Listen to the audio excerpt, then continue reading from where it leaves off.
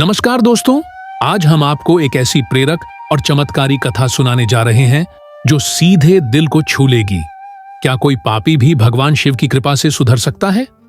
जी हां, शिव पुराण की इस अद्भुत कहानी में आप देखेंगे कि कैसे देवराज जैसा पापी भी शिवलोक पहुंचा और चंचुला जैसी भटकी हुई आत्मा भी शिव की भक्ति से वैराग्य प्राप्त कर उद्धार की ओर बढ़ी।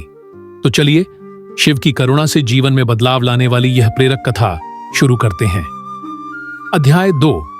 आज का अपना अध्याय है शिव पुराण के श्रवण से देवराज को शिवलोक की प्राप्ति।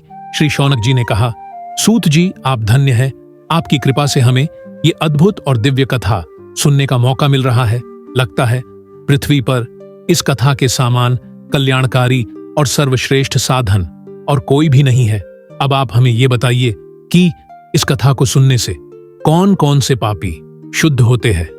सूत जी बोले, शौनक जी, जो इंसान पापी, दुराचारी और काम क्रोध आदि दुनिया भर की लोभ लालच में फंसे रहते हैं, वो भी इस कथा के सुनने से सारे पाप समाप्त हो जाते हैं। बहुत सालों पहले एक किरातो गांव में एक ब्राह्मण रहता था जिसका नाम देवराज था। वो कुकर्म करता था, धर्म को नहीं मानता था, सुबह के समय पानी भी नहाता था और जो इंसान उसके ऊपर भरोसा करते थे वो उनको झूठ बोलकर ठगता था और अनजान लोगों को मार पीट कर उनका धन भी हड़प लेता था। पर कभी भी उसने अपने धन को पुण्य के कामों में नहीं लगाया। हमेशा ही मदिरा पीना और वैश्य स्त्रियों पे पैसा लूटना, बस ये ही करता रहता था। एक दिन वह धन लूटने के लिए अपने गांव देवयोग से निकल गया और घूमते घामते वह प्रतिष्ठानपुर में जंगलों के बीच स्थित आर्षि मुनियों के आश्रम पहुंच गया। वहां पे उसने बहुत से साधु संत को देखा तो वहां पे रुकने का सोचा और रात रुक गया। लेकिन सुबह के समय उसको बुखार आ गया तो संतों ने उसका इलाज किया और उसी आश्रम पे सुला दिया। वहीं पे एक ब्राह्मण देवता सबको हर रोज कथा सुनते थे। देवराज की बीमारी और बढ़ गई। करीब 1 महीने बीत गए। वह पे सोया हुआ देवराज के कानों में रोज उस ब्राह्मण देवता की शिव कथा की आवाज गूंजती रही। 2 महीने बाद देवराज की मृत्यु हो गई। उसके बाद यमपुरी से देवराज की आत्मा लेने यमदूत आए और लेकर चले गए।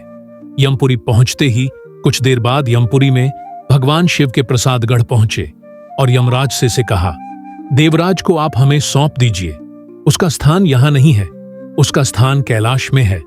तब यमराज ने कहा, लेकिन प्रभु, देवराज ने तो पूरे जीवन भर पाप, हत्या, लुट, डकैती जैसे बुरे कर्म करे हैं। इसका स्थान कैलाश में कैसे हो सकता है? इसका स्थान तो नरक में है।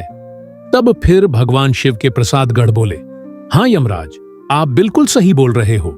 इसने पूरे जीवन भर बुरे कर्म करे हैं, लेकिन अंत इसका भगवान शिव की कथा सुनते हुए हुआ है।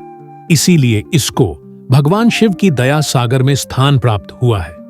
उसके बाद देवराज को कैलाश ले जा लिया गया। दोस्तों, कथा का संदेश इस कथा से हमें सीख मिलती है कि चाहे हम कितने भी बड़े पाप में डूबे हों, अगर श्रद्धा से भगवान शिव की कथा सुने और मन से पश्चाताप करें तो वे हमें अपना लेते हैं। शिव की करुणा से अंधकार मिटता है, मन शुद्ध होता है और जीवन में प्रकाश आता है। इसलिए आइए हम भी शिव की भक्ति करें, सत्संग सुने और अपने जीवन को सही दिशा में ले जाएं। अगर आपको यह कथा पसंद आई हो तो वीडियो को लाइक करें, अपने दोस्तों और परिवार के साथ शेयर करें और नीचे कमेंट में लिखिए, हर हर महादेव। हमारे चैनल को सब्सक्राइब करें ताकि ऐसे प्रेरक और आध्यात्मिक वीडियो आपको समय समय पर मिलते रहें।